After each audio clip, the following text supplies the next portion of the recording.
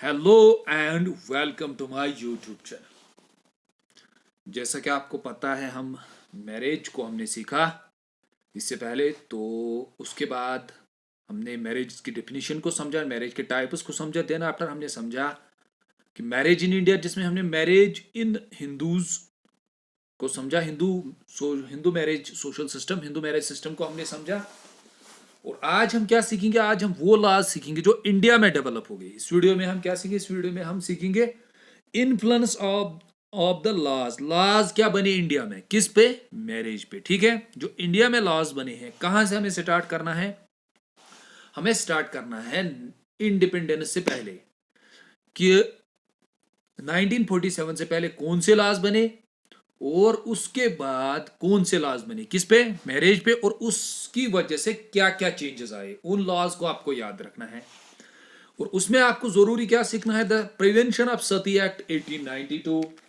Then after आपको क्या समझना है? आपको ये समझना है हिंदू विडो रिमैरेज एक्ट, ठीक है, civil marriage act, special marriage act, और उसके बाद डाउरी प्रोहिबिशन एक्ट। इस वीडियो में हम ये सब एक्ट सीखेंगे, ठीक है।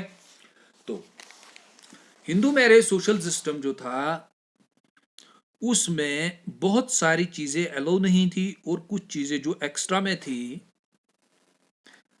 उनको कैसे लॉज ने चेंज किया और उनमें कैसे चेंजेस आ गई, वही आपको समझने हैं, ठीक है। जिसका हमने ऊपर हेडलाइन रखी हमने, influence of the legislation on the marriage. Legislation means laws, ठीक है। लॉज क्या क्या बनी, किसके रिलेटेड? मैरिज के रिलेटेड इंडिया में। तो चलिए समझते हैं इसको। ब्रिटिश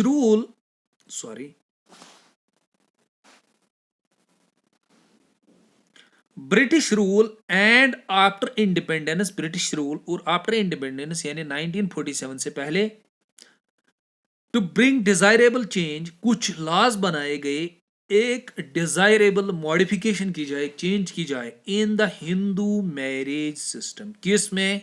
हिंदू मैरिज सिस्टम में, ताकि एक डिजायरेबल चेंज हो जाए जो सोसाइटी में एक्सेप्टेबल हो, ठीक है।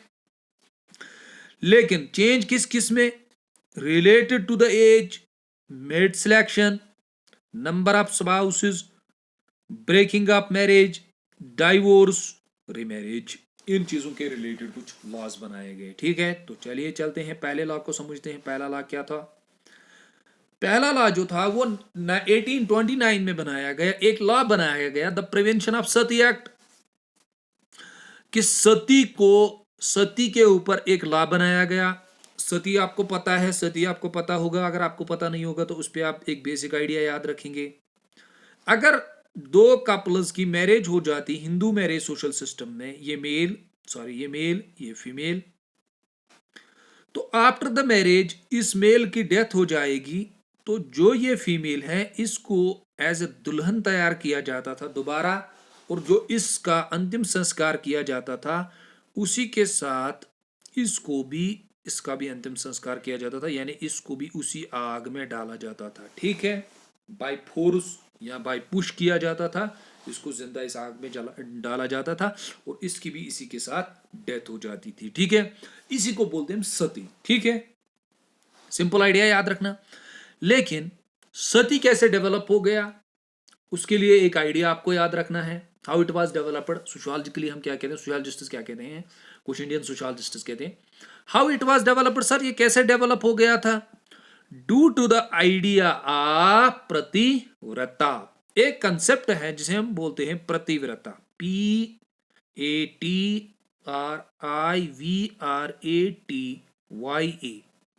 प्रतिव्रता। प्रतिव्रता का मतलब क्या होता है? Fidelity to husband. उसका मतलब क्या होता है? उसका मतलब होता है कंप्लीट कमिटमेंट टू हस्बैंड, यानी कि जो वाइफ थी उसकी कंप्लीट कमिटमेंट हस्बैंड की तरफ थी। जिसे हम बोलते हैं इसने कंप्लीटली कमिट किया है खुद को, ये उसने कमिटमेंट की है उसके साथ, इसको ये करना है, ठीक है। इसका मतलब होता है इसका कमिटमेंट किया जाता था। प्रतिव्रता के मुताबिक ये कहा जाता था जो वाइफ है इसकी कंप्लीट कमिटमेंट है हस्बैंड के साथ, जीना भी इसी के साथ, मरना भी इसी के साथ, ठीक है। समझ में आया? सिंपल। और हम कहते हैं मैरिड वुमेन जो है हु इज फेथफुल, जिसकी शादी हो गई है वो फेथफुल है और ड्यूटीफुल है। किसके? टू हर हस्बैंड, उसी के साथ जीना, उसी के साथ मरना, फेथफुल, ड्यूटीफुल।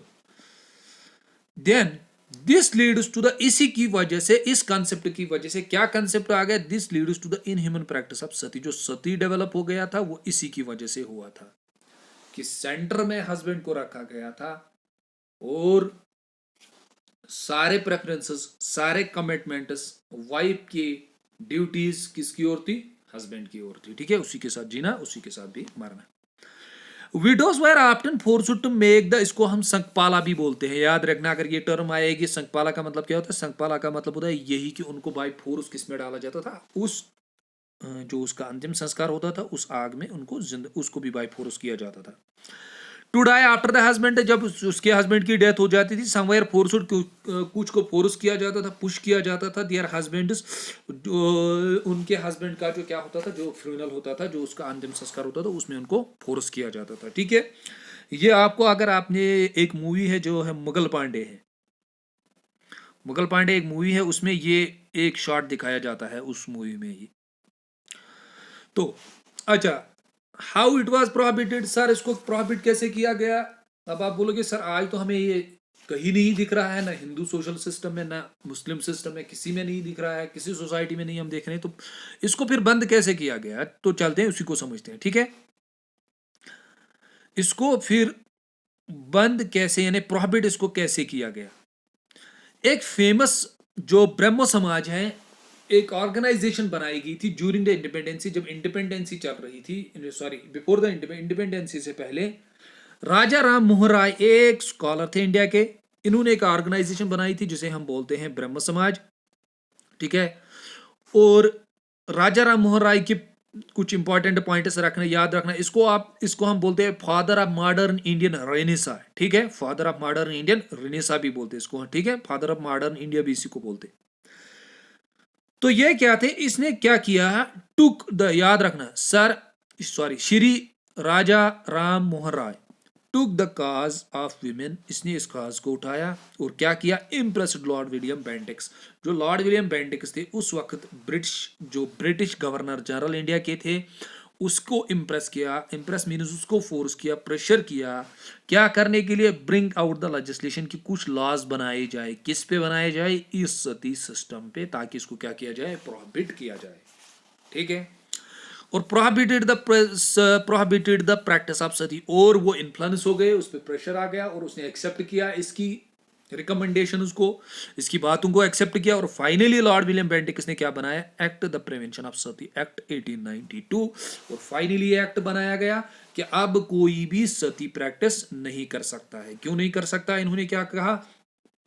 इस लॉ में कहा गया bringing alive of the widow, अगर कोई किसी विडो को मारेगा जिंदा, वो होमिसाइड कंसिडर किया जाएगा, पुनिशेबल, उसमें पिनिश लग जाएगा, पिनिशमेंट उसको क्या मिलेगी? उसमें फाइन मिलेगा और पनिशमेंट उसको सजा भी मिलेगी।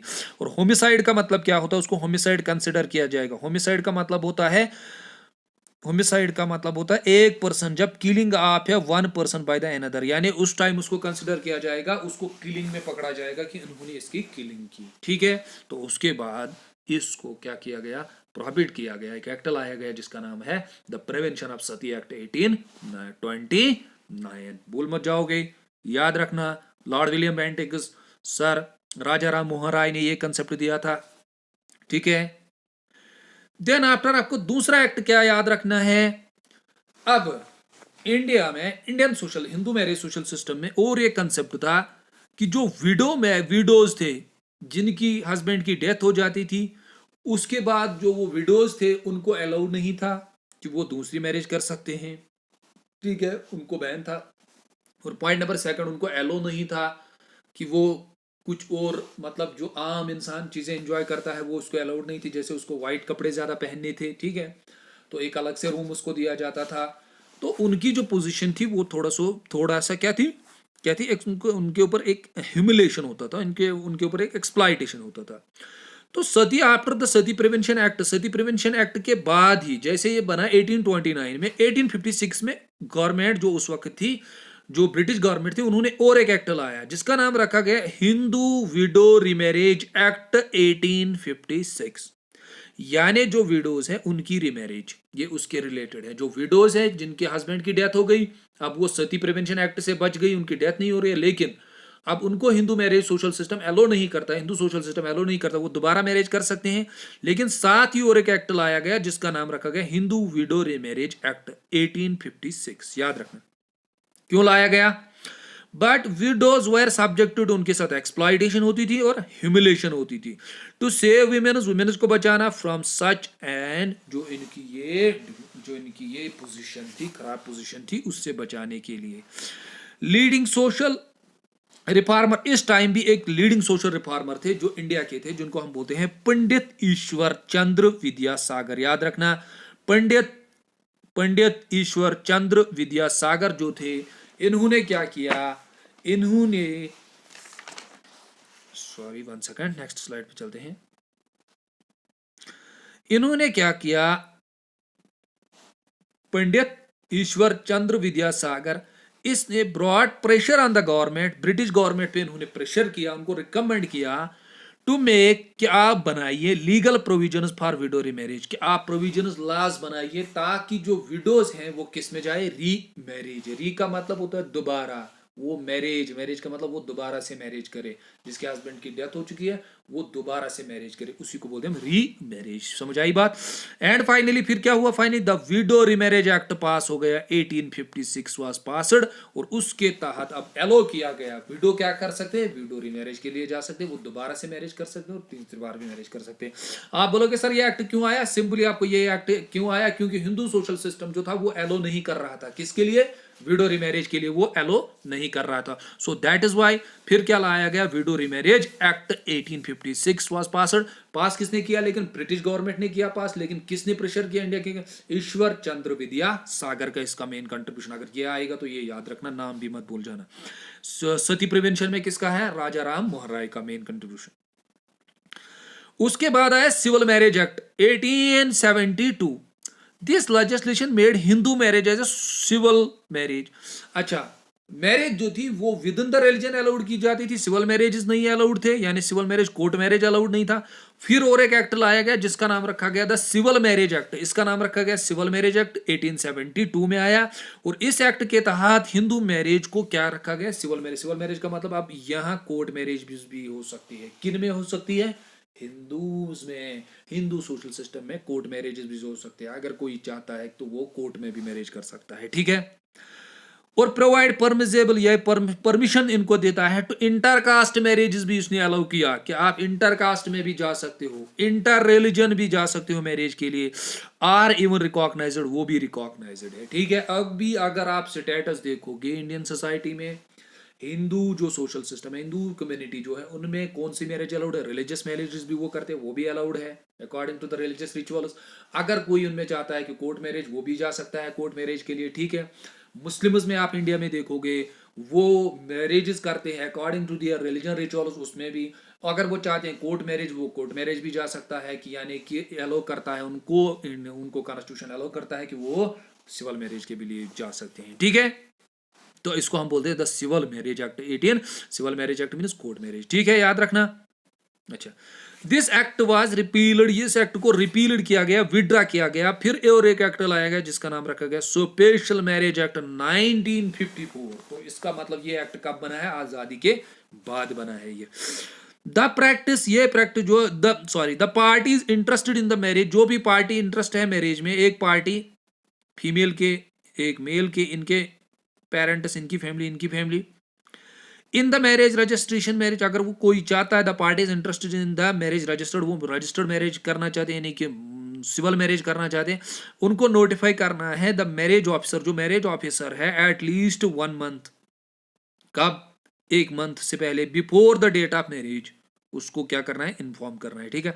और कब में किस तरह से मैरिज होगी, in the presence of 2 witnesses होने चाहिए। उसमें किसमें ये लाया गया, स्पेशल मैरिज एक्ट, उस एक्ट को रिपील किया गया, विड्रा किया गया इस एक्ट से। किस एक्ट को, जो हमने पहले सिविल मैरिज एक्ट 1872, अब कौन सा मैरिज, अब कौन सा एक्ट है उसमें, अब कौन सा एक्ट काम करता है उसमें, अब एक्ट काम करता है स्पेशल मैरिज एक्ट 1954। ये समझ में आया। उसके बाद और एक एक्ट लाया गया जिसे हम बोलते हैं द हिंदू मैरिज एक्ट 1955। और एक जो Hindu social system marriage, Hindu marriage system में था, वो था डाइवोर्स का मसला।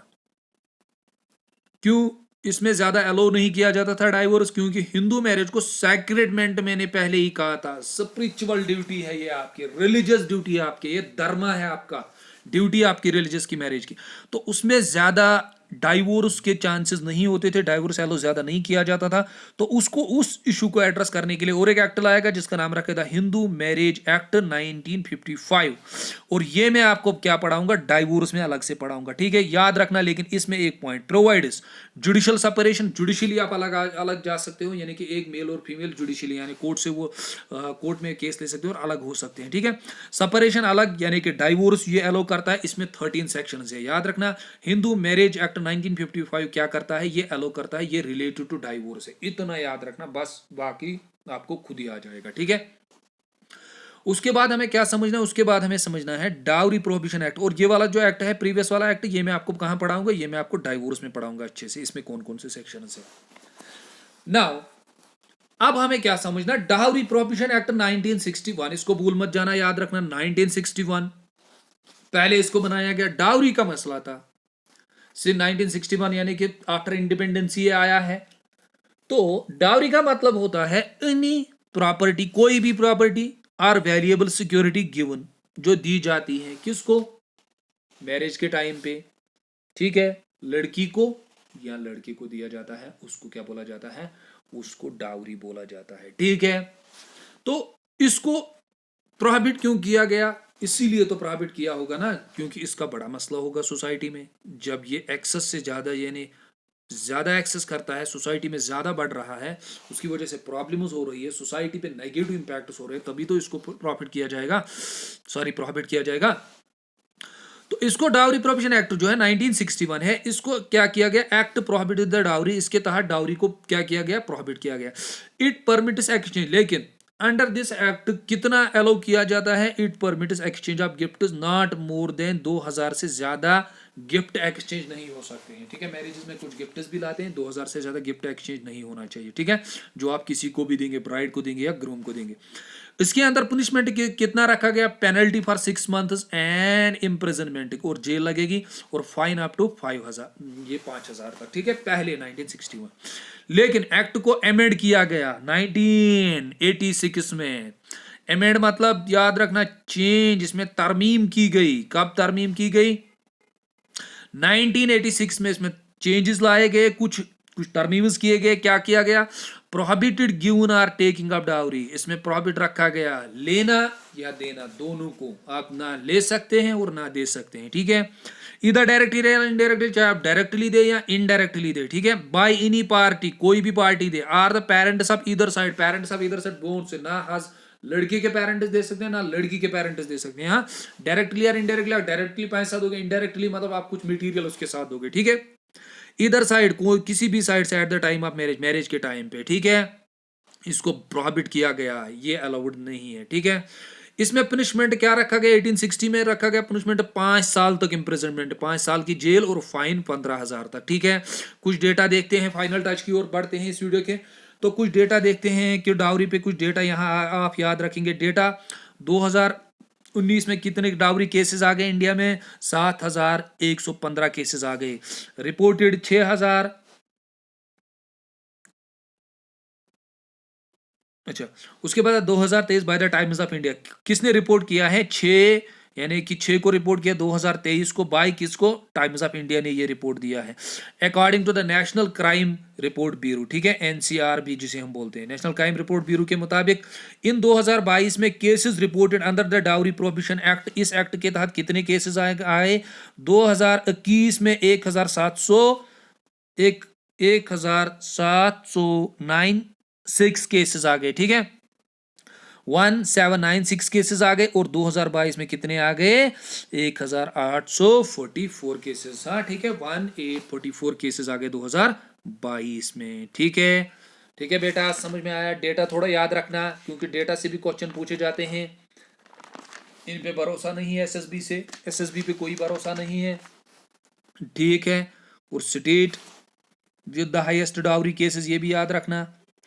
State with the highest dowry deaths UP 2022 में, वहाँ कितने केसेस हुए? 2218 केसेस हुए थे वहाँ। सेकंड नंबर पे बिहार है 2022 में, ये 2022 में सेकंड नंबर पे ये कौन आया था? बिहार आया था। 157 केसेस आए थे। और एमपी थर्ड नंबर पे है। जे&के की रैंक खुद देख लेना, ये आपके लिए असाइनमेंट है। लोएस्ट महाराष्ट्र है, ठीक है। और dowry deaths per day in India about 20 as per between जो 2007 से लेकर 2021 तक कितने डाउरी डेथ्स होते हैं पर डे? 20, ठीक है। फ्री डाउरी विलेज कौन सा है? फ्री डाउरी विलेज गांधरबल में, एक गांधरबल डिस्ट्रिक्ट, जम्मू एंड कश्मीर जो गांधरबल डिस्ट्रिक्ट है वहां एक बाबा वाली एक विलेज है, वो क्या है? वो फ्री है। किससे? जिसे फ्री डाउरी विलेज कहा जाता है, ठीक है, एनसीईआरटी के रिपोर्ट के मुताबिक। तो इस वीडियो लेक्चर को हम यहीं पे ख़त्म करते हैं और नेक्स्ट में हम पढ़ेंगे मुस्लिम मैरिज अमंग मुस्लिम्स।